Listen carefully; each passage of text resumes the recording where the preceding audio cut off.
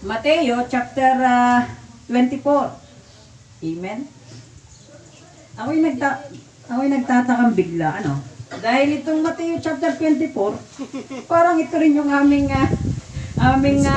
men's fellowship. Pero yun talaga eh. Amen? Hallelujah. Pero nadun din sa chapter na yon. Hindi man yun katulad, nadun din. Amen? At sabi po dito sa chapter 24 ng Mateo, verse 36 hanggang 39, yun lang po ang ating babasahin. Sabi po dito, ngunit tungkol sa araw at oras na iyon, walang makakaalam. Kahit ang mga anghel sa langit, kahit ang anak, kundi ang ama lamang. At kung paano ang mga araw ni Noe, gayon din naman ang pagparito ng anak ng tao. Sapagkat gaya ng mga araw, bago nang nagkagunaw, sila'y nagsisikain at nagsisiinom at nangag-aasawa at pinapag-asawa hanggang sa araw na pumasok si Noe sa daong. At hindi nila nalalaman hanggang sa dumating ang paggunaw at sila'y tinangay na lahat.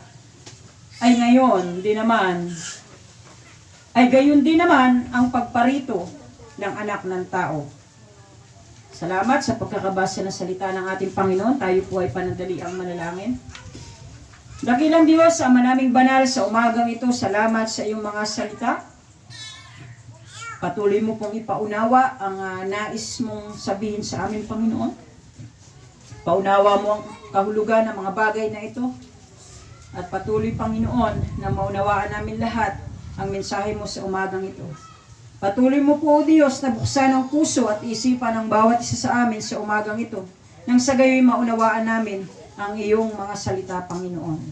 Sa mga sandaling ito, salamat po. Alam po namin na ngayon pa lamang ay pinagtagumpay mo na kami at wala nang karapatan ang mga gawa ni Satanas sa aming kalagitnaan. Ito po ang aming panalangin sa pangalan ni Jesus. Amen.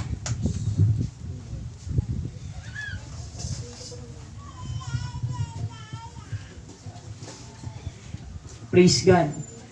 Kaya kung ating pong mapapansin sa umagang ito, ang mga balita na ating mapapanood, kalunos-lunos po ang mga pangyayari. Amen? Yung una, nabalitaan natin sa Bicol region, ang mga lugar doon ay binaha. Amen?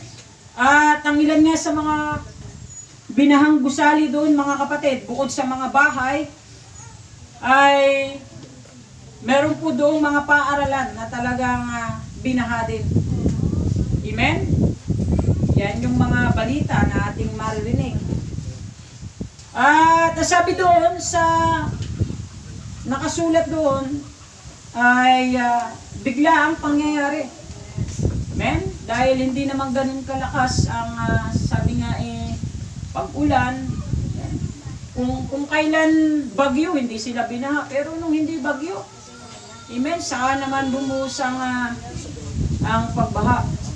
At bukod doon, mga kapatid, nung bagyong Rolly, bago pa man sumapit ng bagyong Rolly, amen, ay napakarami ng pagbaha na nangyari. Amen, kagaya na lang dito sa Lucena, mga kapatid. Yun ay walang bagyo, pero binaha po ang lugar ng Lucena. Especially yung mga low area doon. Kagaya na sa lugar ng Market View, kaya yung aming pong paaralan, binaha doon. At nung yung magkabagyo, atin pong nakita, amen, itong si Ulysses, ang Marikina. Amen, talagang grabe mga kapatid. Sino po ang nakakita? Amen. Hallelujah. Halos bubong na lamang ang makita. Gaano kalaki ang baha na yun. Amen, ang taas. At sila ay nasa bubong na lang. At ini-imagine ko na kung lumaki pa ang baha, maaaring silang lahat ay mawala. Katulad ng nangyari sa panahon ni Noe. Amen? Bakit? Kasi wala ka matatakbuhan eh. Amen? Tubig doon, tubig dito ay kalawak ng Marikina. Amen? At ngayon nga mga kapatid, bagong-bago itong sa Cagayan. Yes. Amen? Cagayan, sa may Isabela, amen? Ating nakita na talagang kung makikita nyo sa sa mga larawan sa Facebook, yung buong bayan ng Tugigaraw ay talagang lubog sa baha. At yun ay walang bagyo, mga kapatid. Makikita natin. Yun ay galing lamang sa isang dam. Sa Magat Dam, mga kapatid.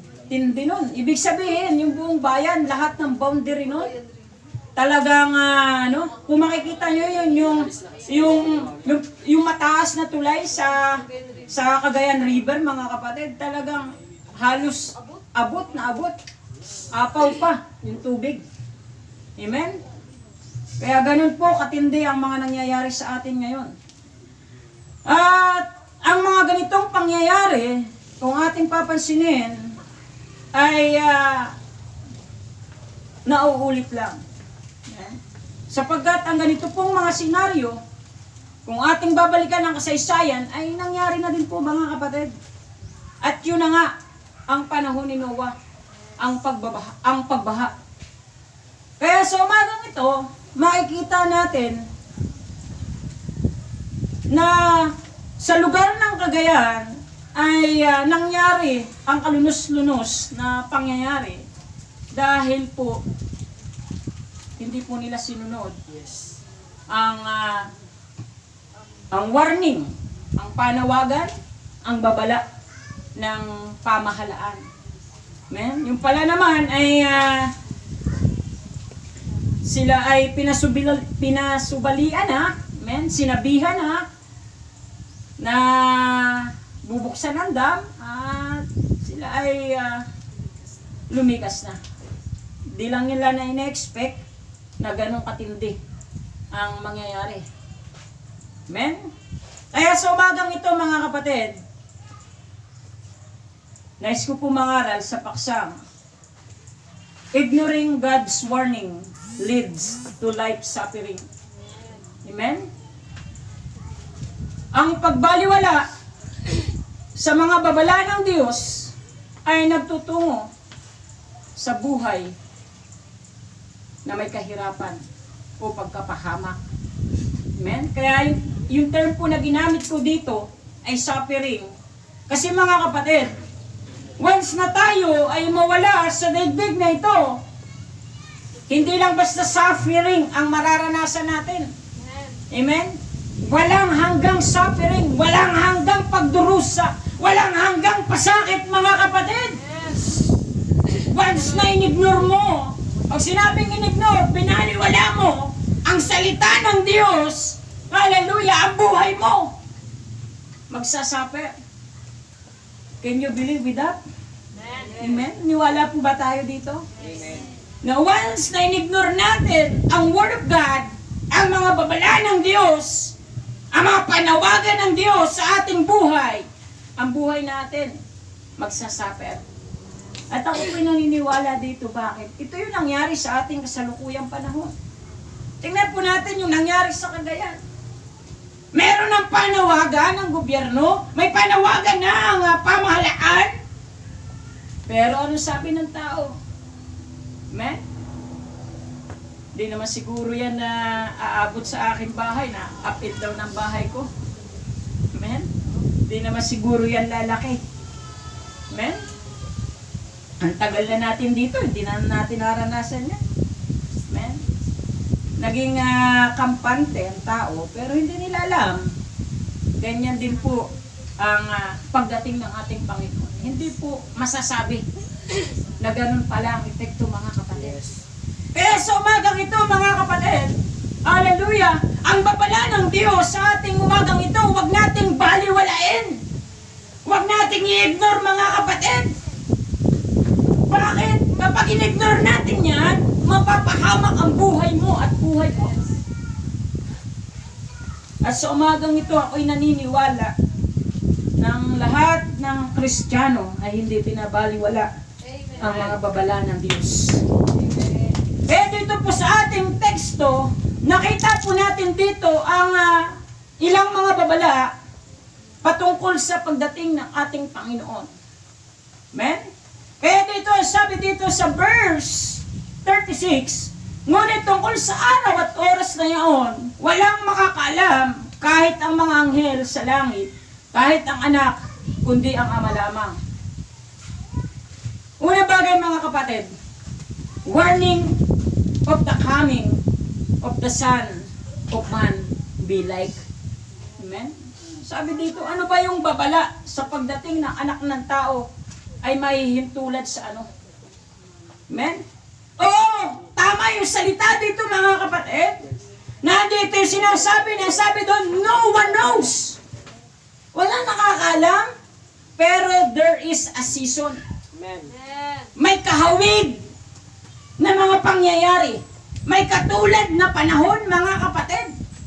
At ang sabi dito mga kapatid, hallelujah, dito sa ating teksto, ang unang season o be like, yung pagdating ng ating Panginoon is like in the days of Noah. Amen? Kaya, it is a warning for us that the coming of the Son of Man is like in the days of Noah. Amen? Ano ba ang meron dun sa mga araw ni Noah, mga kapatid? Ang sabi dito sa verse 36, ngunit tungkol sa araw at oras na iyon, walang makakaalam kahit ang mga sa langit, kahit ang mga anak, kundi ang ama lamang. At kung paano nga ang araw ni Noe, gayon din naman ang pagparito ng anak ng tao, malinaw na sinasabi mga kapatid, na kung paano ang sa panahon ni Noah, o ni Noe mga kapatid, ganun din ang pagdating ng ating Panginoong Hesus. Amen? Ating pong isa-isahin. Ano ba yung sitwasyon sa panahon ni Noe mga kapatid?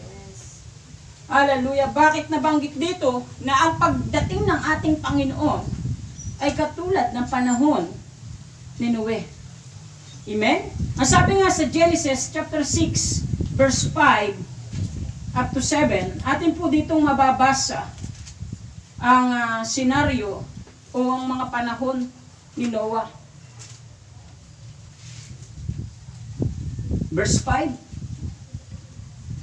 At nakita ng Panginoon na mabigat ang kasamaan ng tao sa lupa at ang buong haka ng pag-iisip ng kaniyang puso ay pawang masama lamang na parati. At nagsisi ang Panginoon na kanyang nilalang ang tao sa lupa at nalumbay sa kanyang puso. At sinabi ng Panginoon, lilipulin ko ang tao na aking nilalang sa ibabaw ng lupa, ang tao at gayon din ang hayop at ang mga umuusad at ang mga ibon sa ipapawid. Saka pinagsisisihan ko na aking nilalang sila. Amen? So ang panahon pala mga kapatid ni Noah ay napakasamang panahon. Yes. In the days of Noah ay very wicked days mga kapatid. Napakasama. Ang sabi dito sa ating binasa, hallelujah, mabigat ang kasamaan ng tao sa lupa. Amen? Nakikita niyo ba mga kapatid na sa ating panahon ngayon, we are now living in that time. Amen? Kung ano ang panahon ngayon, tingnan natin, ganyan na din ngayon ang ating panahon. Napakasama ng ating lipunan. Napakasama ng ating daigdig, mga kapatid. Amen? Hallelujah! Pero sabi dito, mga kapatid, ito yung naging dahilan kaya pinagsisisihan ng Panginoon na nilalang niya pa ang tao. Amen? Kaya naman, nagkaroon po ng judgment at the time ang tao. Inutulan po ng ating Diyos. Pero bago mga kapatid, tatulan o bago ipinadala ng Panginoon ang pagbaha, hallelujah, meron munang tinatawag na warning. Amen? Meron munang tinatawag na babala. At ang ginamit ng Diyos at the time sa panahon ni Noe, mga kapatid, hallelujah, si Noe na mismo ang ginamit. At the time, sa kanyang panahon, si Noe na ang ginamit ng Diyos para babalaan ng tao. Wala tayong mababasa dito sa Book of Genesis na si Noe nga ang ginamit ng ating Panginoon. Amen? Pero ang sabi doon, sa Hebrews chapter 11. Amen? Si Noe po ay natala as faith. Man of faith, mga kapatid. At ang sabi doon, Noah warned by God. Amen? Basahin natin, Hebrews 11 verse 7.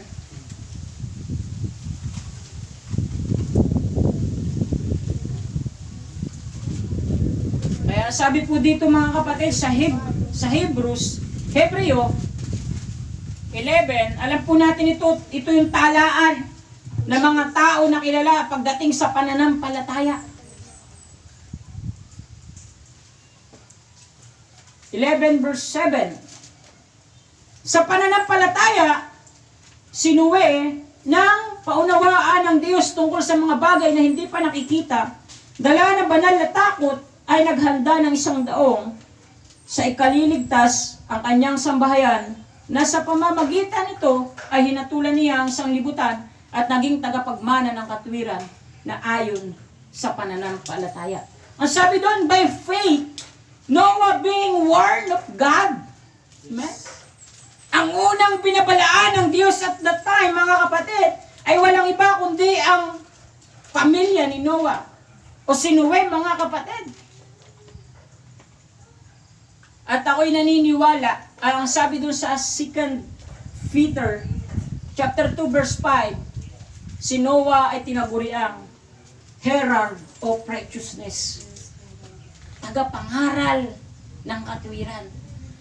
Ibig sabihin nun, mga kapatid, hallelujah, si Noe ay nangangaral ng salita ng Diyos para babalaan ng maraming tao.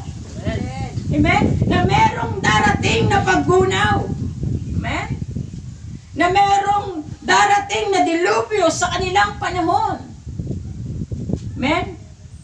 Pero ang tao ay patuloy pa rin sa paggawa ng kasamaan. Amen? Sa kasamaan pa rin sila gumagawa. Kaya sabi dito sa verse 37 ng ating teksto, 38, gaya ng mga araw, bago nagkagunaw, sila'y nagsisikain at nagsisiinom at nangag-aasawa at pinag-aasawa hanggang sa araw na pumasok si Noe sa daong. Amen? Kaya nga sabi dito sa ating binasa sa Genesis, yung kanila pong kasamaan continuous. Kahit meron na silang naririnig na salita ng ating Panginoon, may mga pangangaral na Word of God, hindi nila pinapakinggan. At ang nangyayari, kapahamakan. Kaya katulad ng nangyari sa panahon ni Noe, mga kapatid, ganito din ang mangyayari sa ating panahon. Amen? Marami pa mga dilubyong na mararanasan ang bawat isa sa atin. Marami pa mga bagyo ang dadating, mga kapatid. Marami pa mga pagsubok tayong pagdadaanan. Amen? Pero sabi nga ng salita ng Diyos, hindi pa yun ang wakas. Pasimula pa lamang yun, mga kapatid. Bakit? Dahil ang pangako ng Panginoon, hindi na tayo muling gugunawin. Hallelujah! Ang daigdig sa pamamagitan ng baha, unang tubig. Kaya yan ang iniisip natin ngayon kung sa ano naman gugunawin ng Diyos. Amen? Kaya nga dito sa ating binasa, lilipulin ko ang tao sa Genesis verse 7, 6-7. Ang tao, aking na lang sibaw ng lupa. Ang tao ngayon din ang hayop, ang mga umuusad. Amen? Dahil sa verse 5, ang buong haka ng mga pag-iisip ng kanyang puso ay pawang masama, lamang parati. Biruin mo yan, may napapakinggan na salita ng ating Panginoon. Pero yung kaisipan, sabi po doon sa English, amen? Yan. In that every imagination of the thoughts. Sino po ang merong imahinasyon? Imagination of thoughts, amen? Pag-iisip ng kanyang puso, ang haka ng kanyang pag-iisip ay pawang masama. Amen? Ako'y naniniwala, lahat ng tao dumaraan sa ganito pong senaryo. Na minsan, kahit hindi mo masabihin o aminin, nakakapag-isip talaga tayo ng hindi maganda. Can you say amen? Dumarating talaga sa point na minsan yung ating haka, na akala natin ay mabuti, pero minsan pala masama. Amen?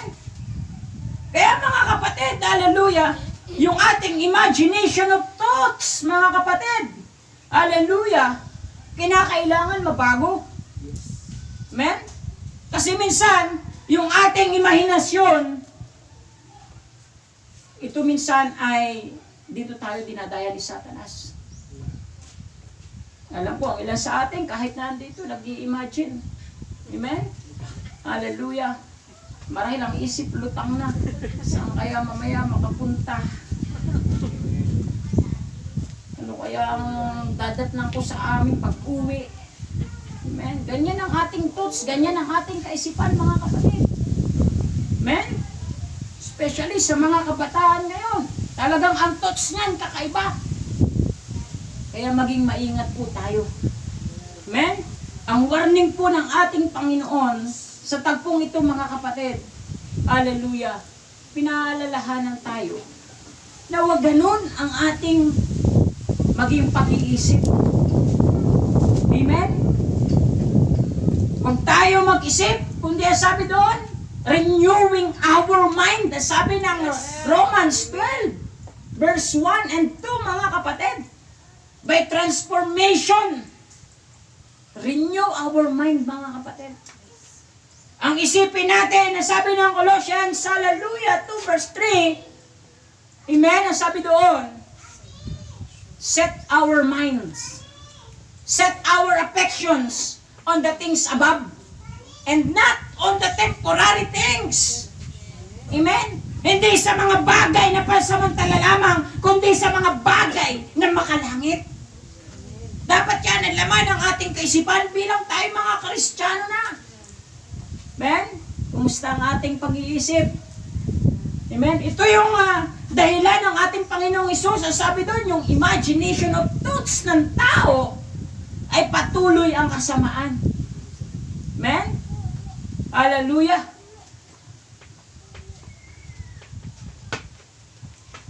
Kaya mga kapatid, sa ating buhay, hindi na dapat ganun ang ating kaisipan. Ang sabi pa doon, wala na silang ginawa dito sa ating teksto, kundi sila ay kumain na lamang. Amen? Kaya mag-ingat po tayo sa, sabi nga, yung greediness. Amen? Hallelujah! Kain doon, kain dito, ibig po sabihin nun, mga kapatid, hallelujah, sila po ay wala nang ginawa, kundi yung mga gawain na ng daigdig. Amen? Hindi naman masama yung pagkain sa labas, walang problema dyan, mga kapatid. Amen? Ang nagiging problema diyan, yung hindi ka nang iimbita. Amen? Hallelujah, palakpakan natin ang Panginoon. Hallelujah. Joke lang po yun, mga kapatid. Ibig sabihin, mga kapatid, hallelujah, yung bagang wala ka nang ginawa, kundi gala doon, gala dito. Napakarami namang dapat gawin. Amen? Para sa gawain ng Panginoon. Ang ginagawa mo, papasyal-pasyal ka na lang. Amen? Pakuya-kuya-kuya ka nga. Amen? Hallelujah. Lalo na sa panahon ngayon, dapat ito yung panahon na mas lalo tayong maging herald of righteousness. Mas lalo tayo maging tagapagdala ng salita ng ating Diyos. Amen? Kaya mga kapatid, muli tayong pinalalahanan ng Panginoon. Kung paano si Noe at the time, the preacher of righteousness, dapat maging ganun din tayo, mga kapatid. Hallelujah. Bakit? Dahil yung panahon natin ngayon, katulad na din ng panahon ni Noe. Sino ang Noe sa panahon natin ngayon? Walang iba kundi ikaw at ako, kapatid. Amen? Kaya dapat i-focus natin yung ating mga kaisipan, yung ating pag-iisip, yung ating puso, mga kapatid. Hallelujah, sa pagbabahagi ng salita ng ating Panginoon. Pero expect natin, at tulad ng panahon ni Noe, walang makikinig sa atin. Amen? Pero at least, ginawa natin yung part natin. Ginawa natin na tayo magbahagi. Ginawa natin na tayo ay mangaral na salita ng Diyos. Ginawa natin mga kapatid at sinabi natin sa maraming tao na ang ating Panginoong Hesus ay malapit na dumating. Amen? Kaya nga sabi doon sa aming napag-aralan nung Nara Friday, madatnan tayo ng ating Panginoon, hallelujah, na merong ginagawa sa kanyang ubasan. Huwag tayo madatnan ng Diyos na patulog-tulog. Amen? Huwag tayo madatnan ng Diyos na nagpupuyat sa Facebook. Amen? Huwag tayo madatnan ng Diyos, mga kapatid, puyat na puyat sa messenger, pero sa panalangin. Amen. Wala pang 5 minuto, tulog na. Praise God. Amen? Huwag tayong madatnan ng Panginoon. Baka tayo matulad sa mga tao na nangyari sa panahon ni Noe, mga kapatid. Amen? Ang sabi po doon sa verse 37 ng ating teksto, ang ibig po sabihin nito, mga kapatid, at kung paano ang araw ninyo, gayon din naman ang pagparito ng anak ng tao, sa verse 38, sapagkat gaya ng araw, bago nagkagunaw, sila'y nagsisikain at nagsisinom at nag-aasawa at pinag-aasawa hanggang sa araw na pumasok si Noe sa daong, mga kapatid. Amen? Mamaya, ipapaliwanag natin yung mas malalim. Yung pangalawa, mga kapatid, bukod sa araw ni Noah, meron pa rin ibang araw na iniyalin tulad ang pagparito ng ating Panginoong Hesus. At ito din po yung babala. Amen? Ano po yung araw na yun, mga kapatid? Ang sabi doon, the coming of the Son of Man be like the days of Lot. Kilala niyo si Lot? Amen. Amen? Ito naman yung pangalawa, mga kapatid, na kahalintulad ng pagparito ng ating Panginoong Hesus sa buhay ni Lot, mga kapatid. Sabi doon sa Genesis, basahin muna natin sa 11 verse 28 to 33. Luke 11:28. Yan. Luke 17. Amen. Yan. Sabi po dito sa verse 27 at 28. Gayon din naman kung paano ang nangyari sa mga karawan ni Lot, sila'y nagsisikain. Amen?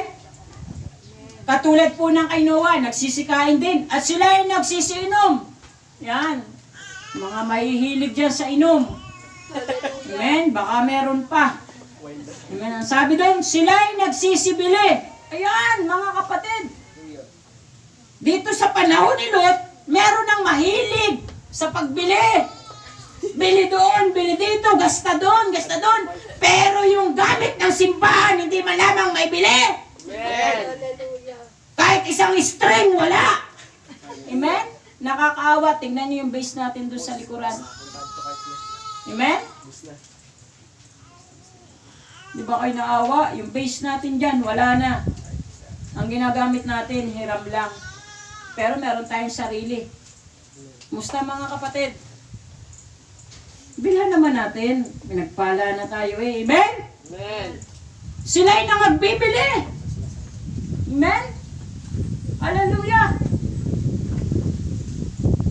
Kaya nga sabi ko sa inyo, i-convert nyo, mga kapatid. Anong i-convert, pastor? Mahilig kang bumili. Amen? Bilhan mo ang gawain ng Panginoon. Anong kulang? Parang pastor, parang kulang tayo sa amplifier. Amen? Mahilig kang bumili. Pastor, parang kulang tayo sa mic. Amen? Yun ang sinasabi natin, mga kapatid. Oh, pastor, walang mixer. Amen? Hallelujah. Iba po yung sinasabi dito nagsisibili, mga kapatid. Amen? Ibig sabihin nyo, walang punteriya kung saan nila gagawin. Meron na, bili pa nun. Kalayawan na yun. May bago na sapatos. Ayaw ko nga niya, pangit, bilhin bago. Amen? Yan yung mga gawain na sanlibutan. Hallelujah. Kaya, mga kapatid, ito po ang nakakatuwa. Amen? Ako po yung nabe-bless. Dahil, nung kami po ay pumunta ng Taytay Rizal, amen. Doon po sa, yung palang tinaguri ang ano ang tawag? Tiangge, National Tiangge of the Philippines. Capital pala, Capital Tiangge. Men of the Philippines, yung Taytay. Men, ako po'y natutuwa. Bakit po? Sabi ko, sa halagang 500, marami nang mabibili. Amen? Kaya sabi ko, pag ako'y nandun, sana kasama natin dito si Sister, si Nanay Richel, sino mga kapatiran diyan, sina brother, sina sister. Kaya sabi ni Miss, sige, sa susunod ulit, punta ulit tayo. Amen? Kaya po babalik kami doon, mga kapatid, not for our own. Amen? Kasi magki-Christmas na. Amen? Piprepare na po namin yung mga panrapol. Amen? Para sa ating Christmas party. Amen? Yun po ang purpose natin, mga kapatid. Hindi tayo pupunta doon para lang, oo, bagamat kasama na, pero kasama pa rin natin yung hindi para sa ating sarili, kundi para sa kapwa natin, mga kapatid. Amen? Nakikita niyo yung point? Hindi masama, pero i-convert natin. Gawin natin na tayo umasta na talagang mga Kristiyano. Amen? Kaya nga, pag kami napunta sa mga bilihan, ayaw kong bumili. Pero yung asawa ko, siya ang bumibili para sa akin. Amen? Hallelujah. Kasi ang gusto ko, meron pa naman ako. Yung iba nga dyan, di na nasusuot. Pero salamat sa Panginoon, mga kapatid. Hindi tayo naging katulad. Sa panahon pala ni Lot, ganon. Waldas doon, waldas dito, bili doon, bili dito, mga kapatid. Walang humpay. Amen? Hallelujah. At ano pa sabi dito, mga kapatid? Sila'y nangagbibili, sila'y nangagtatanim. Amen ba sa mga magtatanim dito? Amen? Sila'y nangagtatayo. Sa madaling salita, mga kapatid, busy sila. Abalang-abala sila sa mga gawain na sanlibutan ito. Amen po ba? Ganito pala panahon ni Lot, mga kapatid, at panahon ni Noah halos magkatulad. At ganito po, inihahalin tulad na salita ng ating Panginoon ang pagparito ng anak ng tao na walang iba, kundi ang ating Panginoong Hesus. Amen? Na ibig sabihin po, dadating dito na abalang-abala. Ang daigdig, abalang-abala, ang maraming tao. Kaya hindi nila alam na meron palang babala na. Amen? Meron na palang warning ang ating Panginoon. Meron na palang mga pangangaral na naririnig. Pero binabaliwala talaga, mga kapatid. Kaya naman sa huli magsasuffer ang mga ganong tao. Amen? Kaya dito, mga kapatid, ating makikita sa panahon ni Lot. Hallelujah. Doon sa Genesis chapter 19, mababasa natin yung buong senaryo, yung buong sitwasyon ng kwento at buhay ni Lot. Si Lot po, mga kapatid, ay pamangkin ni Abraham, ni Abram. Amen?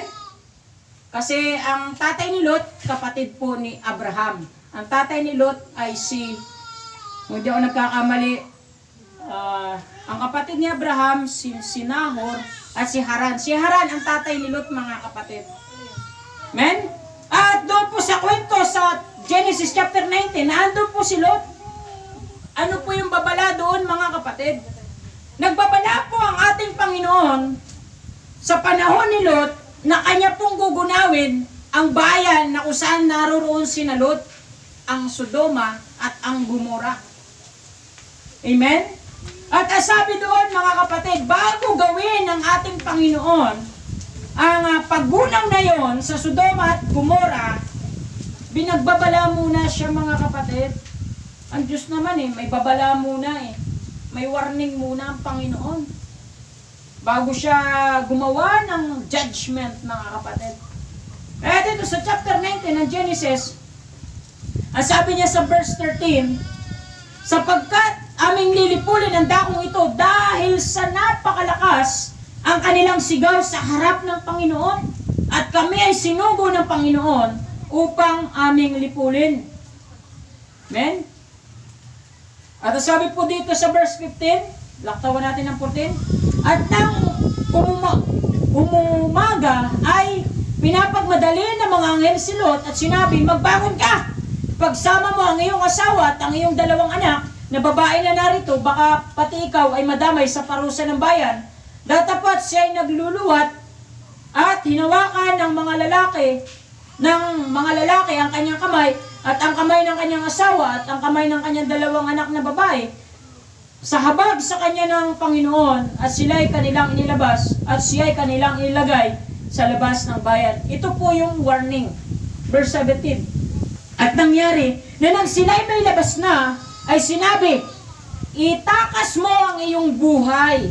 Huwag kang lumingon o huminto man sa buong kapatagan. Tumakas ka hanggang sa bundok, baka ikaw ay mamatay.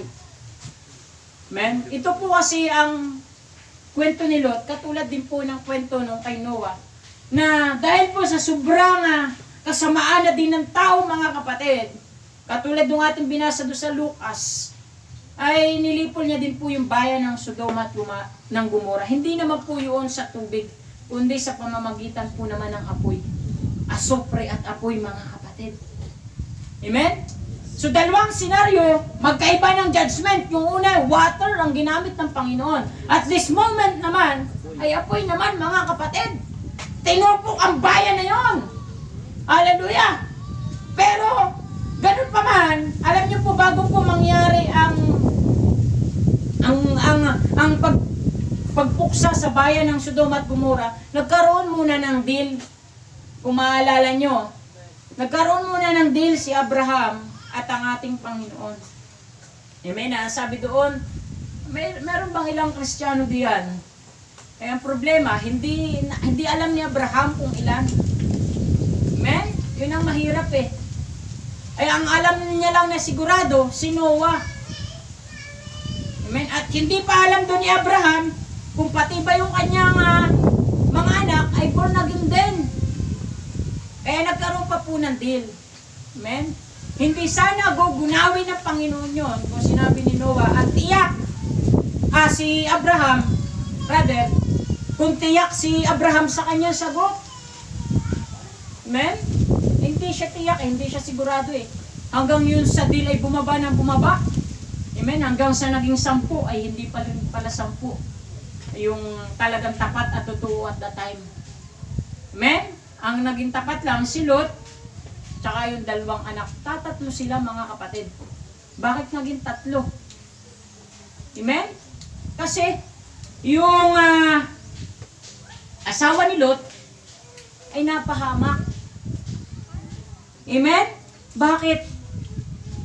Kasi sabi doon sa verse 26 ng 19, datapwat ang asawa ni Lot ay lumingon sa likuran ni Lot at naging haliging asin. So patay din. Bakit? Kasi hindi po sumunod at hindi pinakinggan ang warning ng ating Panginoon. Kaya napahamak ka sa kalinaw na sinabi ng salita ng ating Panginoon, ang pangungusap ng Diyos. Sabi nung sugo ng ating Panginoon, yung ng anghel, sabi doon, itakas mo ang iyong buhay. Amen? Doon papunta sa kabuntukan. Sabi doon, huwag na huwag lilingon. Amen? Sa verse 17, itakas mo ang iyong buhay, huwag kang lumingon o huminto man sa buong kapatagan. Napakasimple lang nun, mga kapatid. Simpleng instruction lang, hindi pa magawa. Amen? Ang sabi doon, huwag lumingon o huminto. Marami pong ganyan ngayon sa ating mga Kristiyano. Amen? Ang lumilingon at humihinto. Can you say amen? Amen. Maraming Kristiyano ang katulad ng asawa ni Lot, mga kapatid. Lumilingon at humihinto sa pagtakbo. Ang sabi ng anghel na Panginoon, diretso lang, mga kapatid. Papunta doon sa kabundukan. Ay ang problema, habang tumatakbo na sila, kasi sila po ay pinaulanan ng asopre, ng apoy, amen? ang nangyari naman, si Lot naman, lumingon. Naku po, yung bahay kong pinagtirapan. Amen? Yung mga naipundar kong mga ari-arian. Yung aking mga bagong mga kagamitan. Amen? Hallelujah. Kaya mga kapatid, huwag na tayong lumingon. Amen? Pabalik. Tapos sabi po dun, huwag na tayong huminto mga kapatid. Amen ba sa nagpapatuloy sa ating Panginoon? Kaya ganito po ang senaryo mga kapatid. Hallelujah! Kaya habang sila'y tumatakbo ang asawa ni Lot, dahil naaalala niya pa yung mga mahahalagang bagay doon sa kanyang lugar, kaya siya ay naging isang haliging asin. Amen? Ibig sabihin, talagang kapag hindi ka mga kapatid nakinig sa warning at babala ng ating Panginoon, hindi mo sinunod, merong suffering na mangyayari. Ay ang masakala pa nito, men, ano pa, talagang buhay na agad, hindi lang nag-suffer. Buhay agad mga kapatid. Amen? Kaya sa ating buhay bilang tayo mga Kristiyano, amen, huwag na nating tularan ng mga ganitong senaryo. Kaya nga nagbibigay na ng example ang ating Panginoon para hindi na natin tularan. Can you say amen? Hallelujah, napakaganda na ng example. Eh. Bakit hindi mo matularan mga kapatid? Kahit sa ating panahon. Amen? Katulad naming mag-asawa, mga kapatid, meron kaming sinundang example kaya kami ganito. Amen? Nagsimula kami na maayos. Amen? Kaya hanggang ngayon, maayos pa rin. At magiging maayos pa habang buhay mga kapatid. Amen? Pero kung ikaw ay nagsimula na hindi maayos, hindi ko masasabi kung ano ang kahahantungan niya. Amen? Hindi ko masasabi.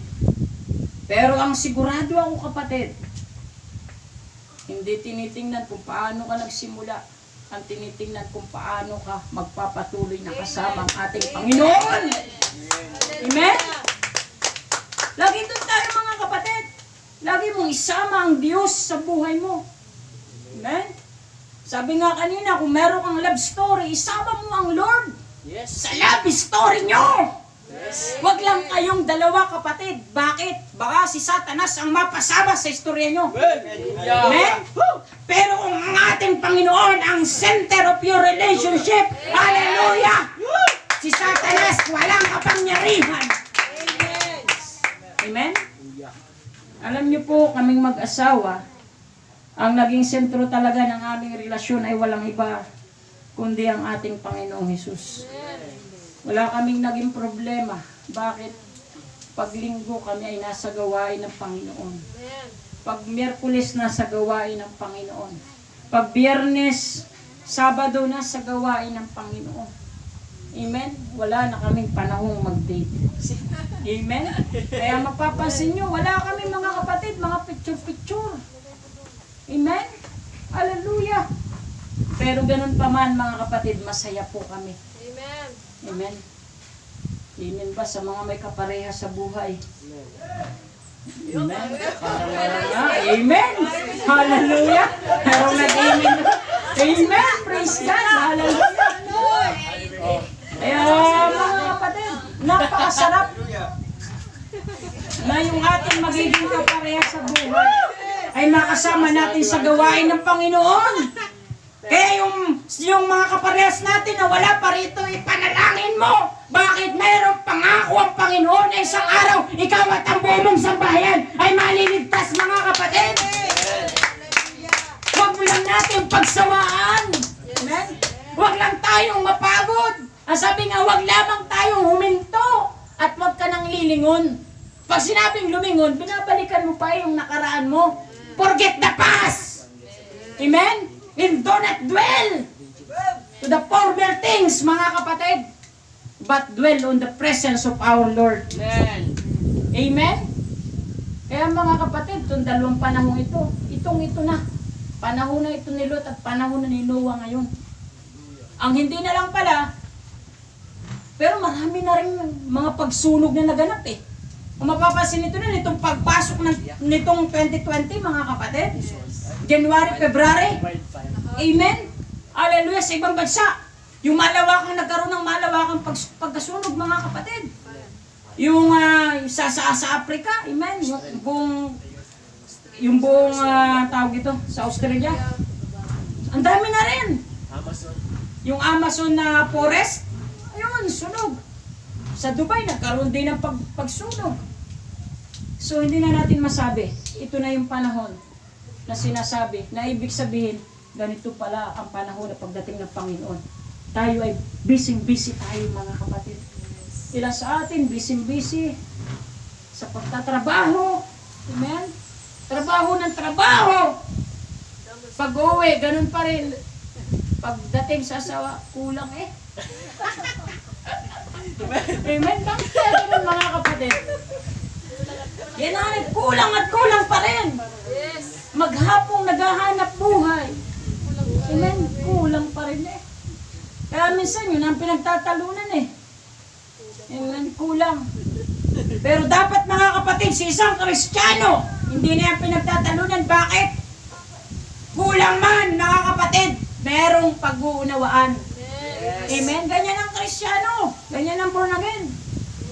O kaya naman, kahit wala kang maibigay, amen, meron kayong pag-uunawaan. Amen? Kaya kami ni Mrs., wala kaming problema pagdating sa pera, mga kapatid. Bakit? Kung magkano ang pera namin, kung magkano ang pera ko, yun din ang pera niya. Amen? Kung wala siyang pera, ibig sabihin, wala din akong pera, mga kapatid. Ganun lang kami na simple. Napakasimple ng aming buhay, mga kapatid. At kung ano yung kanyang pangarap, yun din pala ang pangarap ko. Hindi kami nagkakaiba. Amen? Kasi kung ano yung pinagpe-pray ko, yun din pala ang pinagpe-pray niya. Amen? Kaya sa ating buhay, simple lang ang buhay natin, mga kapatid. Amen? Hindi ko naman sinasabi na masama magtrabaho. Magtrabaho ka, maganda yan. Amen?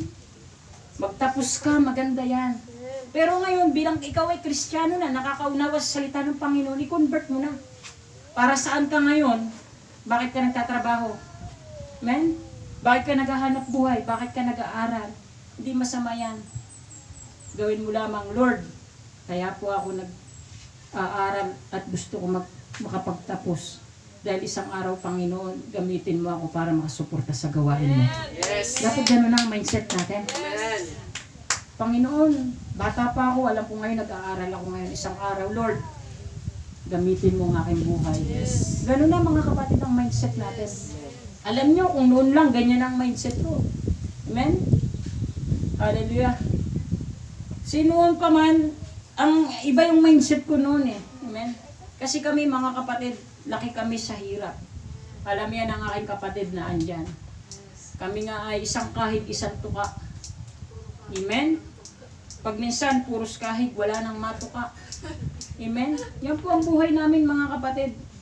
At kaya noon, ang mindset ko noon, mga kapatid, mag-aaral ako. Amen? Mag-aaral lang ako, yun ang mindset ko, mag-aaral ako. Magsisikap ako para makatapos kasi naunawaan ko na napakahalaga ng edukasyon. Amen. Amen? Yan ang mindset ko noon. Pero nung habang ako, mga kapatid, ay lumalaki at nagkakaroon ng malawak na pangunawa pagdating sa salita ng Diyos, nabago yung mindset ko. Amen? Mag-aaral ako dahil gusto ko na makatulong sa gawain ng ating Panginoon. Amen. Amen? Nabago yan, mga kapatid, nung ako'y ma-born again. Amen? Naunawaan ko na mas mahalaga pala nasa pag-aaral kasama ang ating Panginoon. Yes. Amen? Kasama ang Diyos. Amen? Kaya nga ako'y natutuwa eh. Amen? Yung ilan nating mga kapatiran, amen, na napasok ngayon, ginamit yung pagkakataon.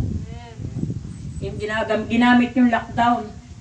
Amen? Hallelujah. At nakaka-bless naman dahil, hallelujah, nagsisikap sila. Amen? Bakit? Para po sila ay makasuporta pagdating ng araw sa gawain ng ating Panginoon. Yes. Amen? Hindi po masama yan, mga kapatid. Kaya lang, baguhin natin yung ating mindset.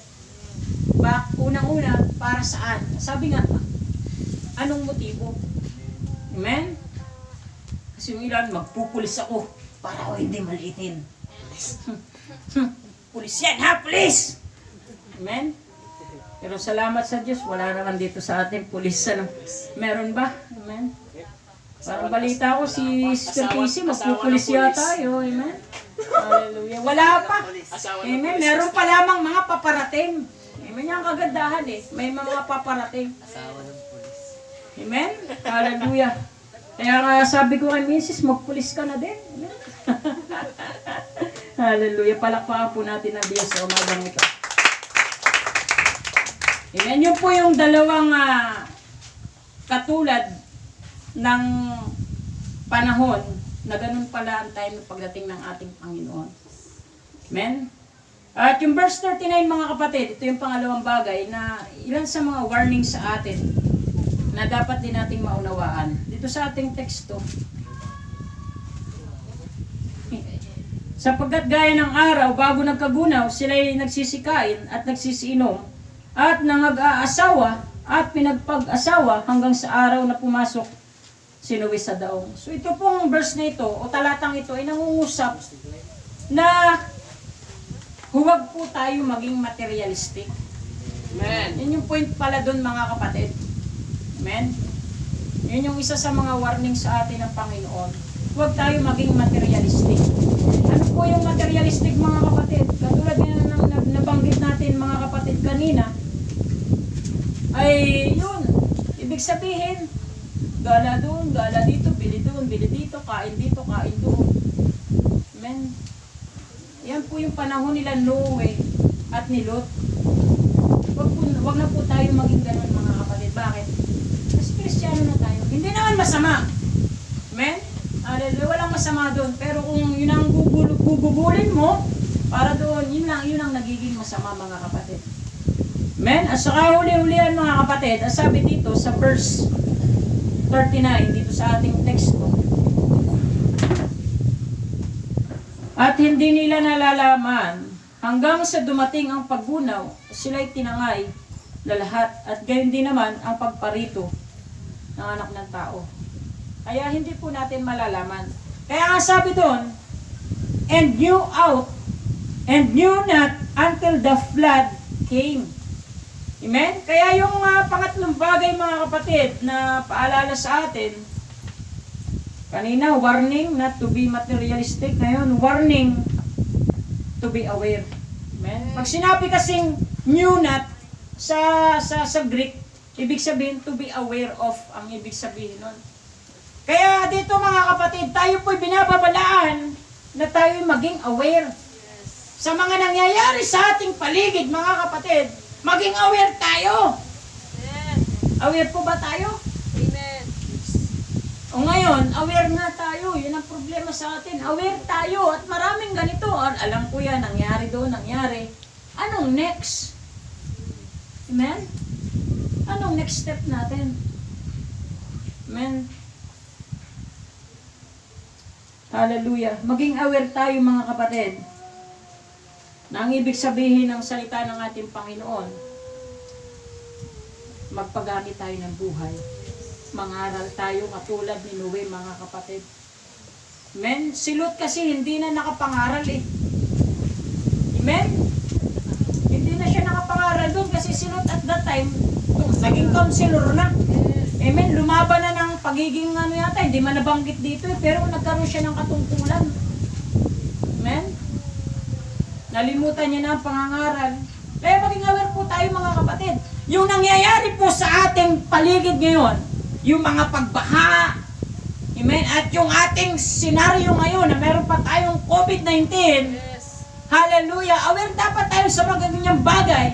At yung mga bagay na yan, mga kapatid, ay babala na malapit na ang ating Panginoon. Yes. Pinahihintulutan ng Diyos na mangyari ito. Bakit? Ano sabi doon sa Lamentations o Panagoy, chapter 3, verse 33, na sabi doon, sino? Siya. Na nagsasabi na ang sinasabi ay nangyayari. Amen. Sabi doon sa mababaw na salin, mga kapatid, Walang bagay na hindi pinahihintulutan ni Yahweh na mangyari. Sa madaling salita, kontrolado ng Diyos at alam ng Panginoon kaya pinangyayari niya ang mga ganyang bagay. Dahil meron po siyang purpose. Amen? At ang kanyang purpose, ang sabi doon sa 3:37, usahin natin ng Lamentations. Amen? Yan. 3:37, si Lucia na nagsabi at nangyayari kung hindi iutos ng Panginoon. Sa verse 40, ito yung purpose. Ating usisain at suriin ang ating mga lakad at manumbalik sa Panginoon. Mga kapatid, yun lang naman ang layunin ng ating Diyos eh. Kaya pinapangyari ang mga ganyang kaganapan, mga ganyang sitwasyon na ating nararanasan. Ang gusto ng Lord, manumbalik ang tao. Manumbalik sa kalooban ng ating Diyos. Amen? At ako'y naniniwala sa umagang ito, gagamitin ng Panginoon ang buhay mo at buhay ko para manumbalik ang maraming mga tao. Can you say amen? Pinapalakpakan yan mga kapatid. Amen? At wala pong ibang gagamitin ng Diyos sa ating panahon para manumbalik ang maraming tao mga kapatid sa kanyang kalooban, kundi ikaw at ako. Handa ba tayong magpagamit mga kapatid sa umagang ito? Amen? Handa ka ba na magpagamit sa ating Diyos? Mangangaral ka na sa lansangan? Amen? Sino po ang gusto sumama sa pangangaral sa lansangan? Amen. Mga kapatid, yung iba nating mga kapatira nangangaral na sila. Kita nyo ba sa Facebook? Yes. Amen? Nandun sila sa palengke. Naka-face mask. Nangangaral na salita ng Panginoon. Kaya tuloy natin itong ibalik. Ito yung panawagan sa atin ng Panginoon. Mga anak, mangaral ulit kayo. Pwede nang lumabas. Nakakapasyal nga tayo kung saan-saan eh. Amen. Amen. Yung pabaga naman, yung isang araw na tayo makapagbahagi. Amen. Hallelujah. Tandaan natin mga kapatid. Mangaral lang tayo ng mangaral at bahala ang Diyos. Amen. Ano sabi pa doon sa 1 Thessalonians 4 verse 8? Tandaan natin sa pangangaral natin. Marami ang hindi tatanggap. Marami ang hindi makikinig. Marami ang magbibingi-bingihan. Marami ang hindi tatanggapin ng ating Panginoon. Malayo pa naman yan. Hindi pa dadating. Amen? Pero doon sila nagkakamali mga kapatid. Sila ay hindi matalino. Alipin. Amen? Yung mga nagsasabi ng ganun, hindi matalino. Pero tandaan natin 1 Thessalonians 4 verse 8. Tandaan natin, mangaral lang tayo. Kung tayo man ay itakwil ng tao, hindi man tayo pakinggan ng tao, mga kapatid, tandaan natin, hindi tayo ang kanilang itinatakwil, Amen. kundi ang Diyos. Amen? Nasabi doon sa 4:8 ng 1 Thessalonians, hindi ang tao ang itinakwil, kundi ang Diyos. Mga kapatid, kaya sa umagang ito, hallelujah, gawin lang natin yung ating mga gampanin, ang ministeryo ang pinagkatiwala sa atin ng Diyos, gawin lang natin yan mga kapatid.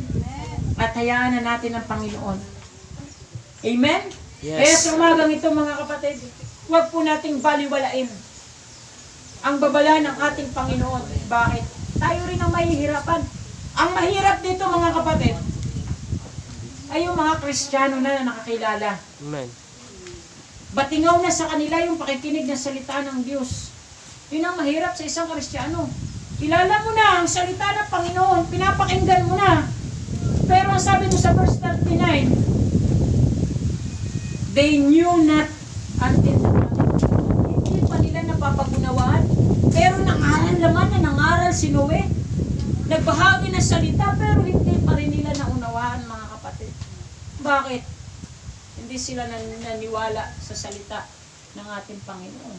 Amen. Kaya sa umagang ito mga kapatid, ang panawagan ng ating Panginoon, huwag po nating baliwalain. Amen? Ang Panginoon may sinasabi sa buhay ng bawat isa na anak, magpatuloy ka anak. Huwag kang mag-give up. Pag-amit ka ng buhay, huwag nating baliwalain ng mga ganyang panawagan sa atin ng Panginoon. Kaya sa umagang ito mga kapatid, bilang pagtatapos kung paano mga kapatid si Noah at si Lot na iligtas. They were saved by grace of God. Amen? Biyaya na lamang po ng Diyos ang makakapagligtas sa buhay ng bawat isa. Hindi po si brother, hindi si sister ang kayang magligtas. Hindi si pastor. Amen? Hindi yung katabi mo ngayon na makakapagligtas. Biyaya po ng Diyos, grace of God. Yun po panghawakan natin ang biyaya ng ating Panginoon. Kaya sa umagang ito mga kapatid, ano man ang sitwasyon, ano man ang bagyo, meron po tayong Diyos. Nakaagapay natin at kasama natin. Yan po ang maganda sa isang Kristiyano. Merong Diyos na handa nating lapitan at tumutugon sa ating pangangailangan. Kaya palakpakan po natin ang Panginoon na tayo po lahat